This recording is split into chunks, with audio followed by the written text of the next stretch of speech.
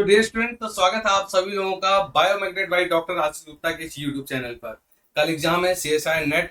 आप लोगों को बस मैं फाइनल 4 से 5 पॉइंट आपको इंपॉर्टेंट बस डिस्कस करना चाहता हूं कि उन पॉइंट्स का जरूर ध्यान में रखेंगे और तभी आप एक सक्सेस प्राप्त कर पाएंगे।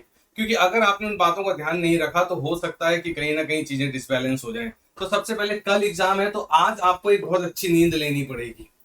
ऐसा ना हो कि आप पूरी रात भर अब ये फॉर्मूला छूट गया, वो फॉर्मूला छूट गया, ये रह गया, वो पढ़ लेते हैं, ये पढ़ लेते हैं। ये पैनिक सिचुएशन आज रात मत क्रिएट करना। सबसे पहली बात ये मैं बोल रहा हूं आपको, क्योंकि ये पैनिक सिचुएशन करोगे तो रात को नींद नहीं आएगी ढंग से। रात को नींद नहीं आएगी तो कल एग्जाम सेंटर पर आपका दिमाग काम नहीं करेगा।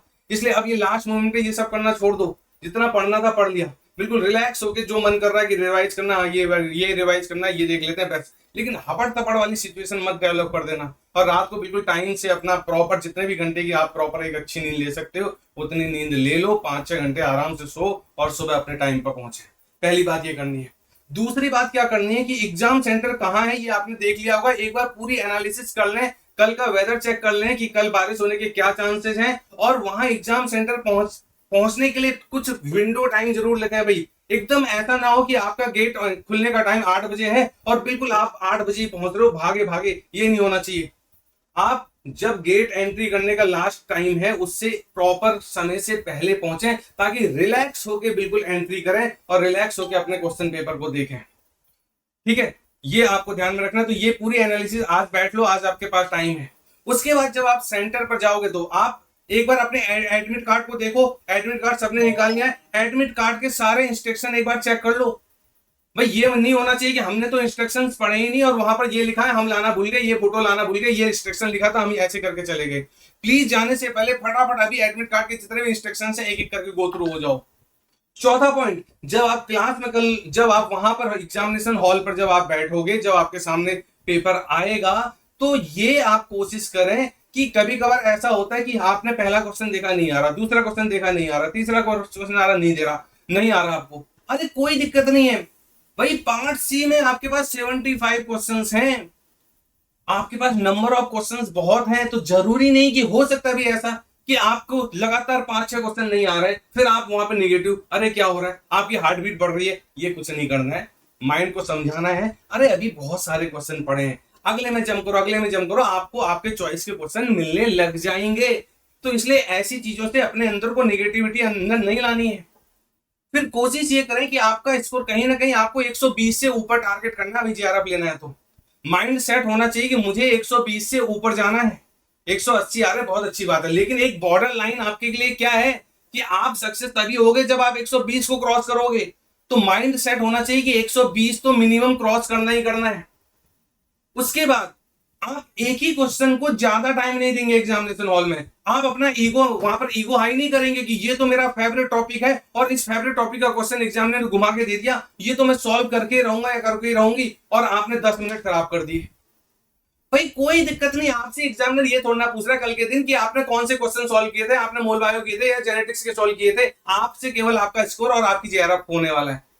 भाई आप वहां पर अपना ईगो मत लगाएं, ईगो हॉल के बाहर लगाएं। कोई दिक्कत नहीं। आपको लग रहा है कि डिफिकल्टी लेवल हाई है, भले ही हमने टॉपिक पढ़ा है लेकिन क्वेश्चन सॉल्व नहीं हो रहा, स्किप करो, मार्क फॉर द रिव्यू कर दो। बाद में हो सकता है 1 घंटे बाद आपका दिमाग लग जाए, वापस जब दोबारा से क्वेश्चन रिव्यू कर रहे होगे तो तब उस समय सॉल्व कर लेना। लेकिन इनिशियल लेवल पर एक ही क्वेश्चन पर 5-5, 6-6 मिनट वेस्ट करने का टाइम नहीं होता है, क्योंकि आपको बाकी सारे क्वेश्चन भी तो पढ़ने हैं। नहीं तो पता चला लास्ट के क्वेश्चन ही नहीं पढ़ पाओगे आप लोग। तो ये चीजें आपको ध्यान में रखनी है। और फिर बहुत सारे स्टूडेंट ये क्वेश्चन भेज रहे हैं कि भाई किससे स्टार्ट करें, पार्ट ए से, पार्ट बी से, पार्ट सी से। देखो ये सबका अपना अपना इंडिविजुअल है। मैं ये कह रहा हूं कि आप पार्ट ए में बहुत ज्यादा टाइम नहीं दें। भाई एक टाइम आज ही एक बार डिसाइड कर लें कि हमको पार्ट ए में इतना ही मैक्सिमम टाइम देना है। क्योंकि अगर आपने पता चला पार्ट ए में ही इतना ज्यादा टाइम दे दिया तो आपको अपना अपना डोमेन पढ़ने का टाइम नहीं मिलेगा। इसलिए प्री डिसाइडेड होके चलें कि पार्ट ए में मुझे किसी भी कंडीशन में इससे ज्यादा टाइम नहीं देना है, क्योंकि मुझको पार्ट बी भी सॉल्व करना है, मुझे पार्ट बी भी सॉल्व, पार्ट सी भी सॉल्व करना है। तो ये चीजों को ध्यान में रखेंगे और हो सके तो कोशिश करेंगे पार्ट बी को पहले निपटा लें, क्योंकि पार्ट बी सिंगल लाइन के क्वेश्चंस होंगे। यस और नो, ऑल और नन फिनोमिना लगेगा, या तो आ रहा होगा या तो नहीं आ रहा होगा। सीधे सीधे बढ़े, एक राउंड पहले राउंड में ही फटाफट देख लें कि कितने आ रहे हैं। क्योंकि अगर आपने पार्ट सी से स्टार्टिंग कर दी और आपका दिमाग वैसे ही चोक हो गया और पता चला फिर पार्ट बी भी सॉल्व नहीं हो रहा, तो मेरा एक सजेशन है, तो मैं ये नहीं कह रहा कि आप यही करो, मेरा बस मैं ये मान के चलता हूं कि हाँ पहले फ्रेश माइंड से आप पार्ट बी को सॉल्व कर लो, बाकी सबकी अपनी अपनी चॉइस है, इसमें कोई ऐसा हार्ड एंड फास्ट रूल नहीं है। लेकिन बस ये ध्यान रखें कि पार्ट ए के लिए टाइम फिक्स करें और उतने टाइम के अंदर ही सॉल्व करना है, ताकि पार्ट, क्योंकि पिछले बार क्या हुआ था, बहुत सारे स्टूडेंट पार्ट सी के लास्ट के 10-8 क्वेश्चन पढ़ ही नहीं पाए, टाइम ही नहीं मिला और वो उनको आते थे। तो ऐसा नहीं करना है। तो आराम से रिलैक्स होके बैठें, कोई टेंशन वाली बात नहीं है, पेपर आपका अच्छा होगा। एक मोटिवेटेड रहें, और मोटिवेटेड रहेंगे तो फिर आपको कोई दिक्कत होगी नहीं। ठीक है जी। तो मेरे हिसाब से इतनी बातें आपको ध्यान में रखनी है। तो मैंने सबसे पहला एक पॉइंट ये ध्यान रखना, प्लीज इंस्ट्रक्शंस पढ़ के जाएं। एडमिट कार्ड के जितने भी इंस्ट्रक्शंस हैं प्लीज अच्छे से पढ़ लेना, बस इतना ही बोलना है। अच्छे से एग्जाम दोगे, ऑल द वेरी बेस्ट, बहुत अच्छा होगा आप लोगों का एग्जाम। ठीक है, और आप एग्जाम के बाद मुझे बताना, आप अपने पर्सनल जो भी आपके क्वेश्चन है वो आपको मेरे को शेयर करने होंगे, आप लोग मेरे टेलीग्राम ग्रुप पर शेयर कर देना। ठीक है, जो जो भी आपको याद आ रहा होगा, ये मेरा टेलीग्राम ग्रुप है, इसमें आप चैट कर सकते हो। तो आप अपनी रिएक्शंस इस टेलीग्राम ग्रुप पर जरूर देंगे कल एग्जाम के बाद। तो मिलते हैं इस चैनल पर, तब तक के लिए बाय बाय, टेक केयर।